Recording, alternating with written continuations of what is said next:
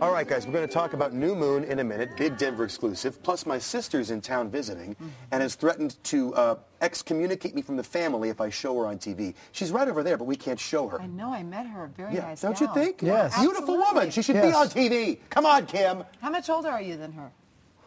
Shut up. I'm the younger brother, Libby, and you know it. All right, so we'll talk about all that in a minute, but first let's go straight out to L.A. We're on a time constraint. We have to get straight to TMZ.com. My good buddy, megastar Mike Walters, I see you everywhere. You're like a Calvin Klein model. Billboards, TV, everything. You've hit it big, buddy. I'm actually on a diet as of today, so I'm going to go down to the Calvin Klein weight, too, in the next couple months. Oh, that's awesome. The goal. Good for you. What's your Skinny secret? chic. Not eat as much as I do now. Wow. If only we thought of that earlier. Brain surgery. Yeah, brain surgery. All right, let's get straight to it. You guys are all over the Dr. Conrad Murray incident. He's in court, but nothing related to Michael Jackson, right? Yeah, it's interesting. Well, Dr. Conrad Murray really hasn't shown his face besides that one little video he did since Michael Jackson's death. And he is back on child support in California, and he lives in Vegas. So they had this hearing, and he showed up. Dr. Conrad Murray got out of an SUV and went into the court. They made a deal with his baby mama. I think he has several baby mamas, by the way. But he made a deal with her that he would pay $1,000 a month, and they would get rid of the stuff he already owed. But I don't know, I think it's just interesting to see Conrad Murray. I think that no one's really seen him since Michael Jackson died, and we got a glimpse and we got some video of him. So interesting that he made an appearance for this court hearing, not the one here in LA yet. Yep, and we're going to see a lot more of him, aren't we, in the months to come? Yeah. He's not off the hook. Yep. Let's talk about, Dave Frazier, he doesn't party any longer, but back in the day, he'd go out and, the VIP, he'd rack up a couple $1,000s, with the liquor, much like Dennis Rodman did, right? Yeah, this is actually an interesting story. It's like what problems to have as a person. Dennis Rodman went to Germany to party. He was being paid to party.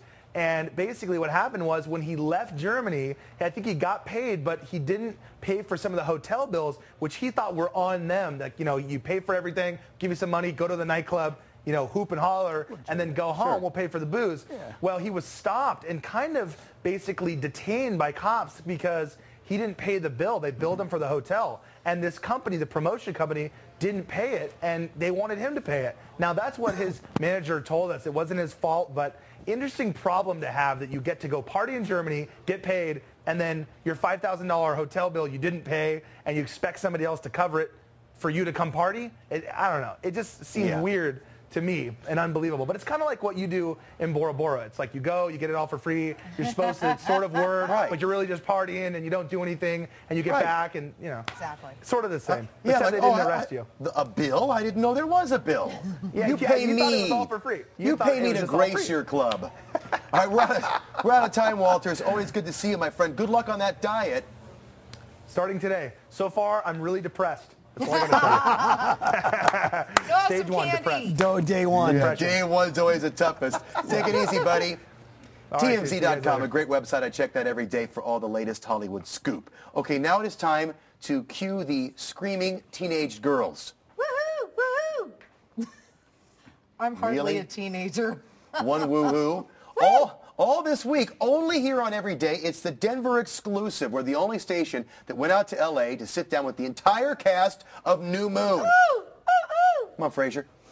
You said girls. Or, well, boys can scream too. Today we sit down with Team Edward. Ooh. It's Robert Pattinson. We got the dish on how he's handling fame, how he stays grounded, and his mile-high connection. Ooh. Have you been to Denver before? I have many times. Yeah, a lot of my parents' friends live there. I used to go there almost every year when I was a kid. Yeah. Denver's like a second home to you almost. It almost is, yeah.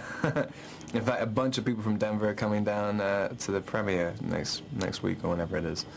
Yeah, so that'll be nice. You've just made a bunch of teenage girls in Denver very happy. Very happy. Here's the deal. A good friend of mine has you as her screensaver, as her ringtone. You're on her lunch pail. You're all over this woman's apartment. Does that ever freak you out that you are considered by so many to be a sex symbol? Do you ever get used to that? No, I mean, I have massive disassociation problems, I think. I mean, I've never managed to connect myself to the whole the whole character in the series or anything. I mean, outside of doing the movies, it's like, I don't know why. I just, there's little odd occasions where people come up to you on the street, and then other times where there's kind of a little bit of hysteria and stuff. But I mean, I don't know, I never put the two and two together. It's just always remained a job, which is really strange. Got to be surreal for you, man. It is. It's really surreal. And it's lucky because I've just been working and working and working, so I don't know what the actual constraints are on my real life. So hopefully I'll keep working until there won't be any. Right. So, the answer is in more work. Yeah. Don't worry, work harder. How do you stay grounded? Because I imagine it's when you reach this level, and I mean this is a huge, huge film, and you're a huge actor. Where do you find your center and your focus, and just to try and keep it real in your life? Where is that for you? Trying to keep it real in my life. I mean, a lot of it, you just have to you just have to remember what you wanted to do in the first place. I mean, and also, you always can find solace in a script and in the story. I mean, the more work you put in something, the more you think about the story, the more you make a product that you're proud of afterwards, the more none of the other stuff matters. I mean, the more questions you can answer about a movie, the more comfortable you are, you know, with the reasons you are famous or whatever. Like, it's like I'm famous because of this movie, which I think is a good movie. That's why. I mean, it's like, I guess that is, you can find some kind of comfort in that. Sure. We're very short on time, but I'm trying to aspire to your coolness. Is there anything I can do to maybe exude more cool vampire? Am I working the vampire look, or am I failing today, buddy? No, I think it's a good tie as well. I think it is very much a vampire look. Well Really? done. Wow, thank you. I got a compliment. See? It's very much about The red tie. Oh. He liked it. Oh. I'm a vampire. He seemed very cool. I really like the guy, genuine guy. Of course, the big New Moon premiere in L.A. is tonight. It opens in Denver on the 20th. We'll have exclusive dish all week long. We're talking to every big star of the movie only on this program. So all you screaming teenage girls and boys, jeez, join us tomorrow. Okay, normally the only snake around here is Dave Frazier, but not this time. We actually have serpent-themed jewelry. Wishes do come true. Check it out. It's the new collection. Do you like that? Think it's pretty? Designed by Angelina Jolie. Not so much. You don't like it? Not so much. They've teamed up with a British jeweler, and they say that the serpent is the symbol of protection for the family. So that's Angelina's design, and all the money from this jewelry line is going to go to charity. What's I your don't like problem? snakes. Frazier, what's your problem? I'm just...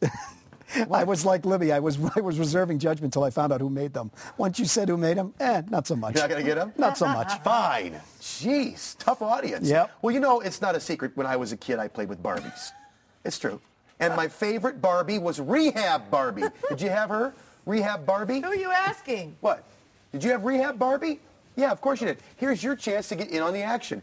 Amy Winehouse has launched a bid to become the next Barbie. This is not a joke. She's trying to persuade Mattel to create a Barbie in her likeness.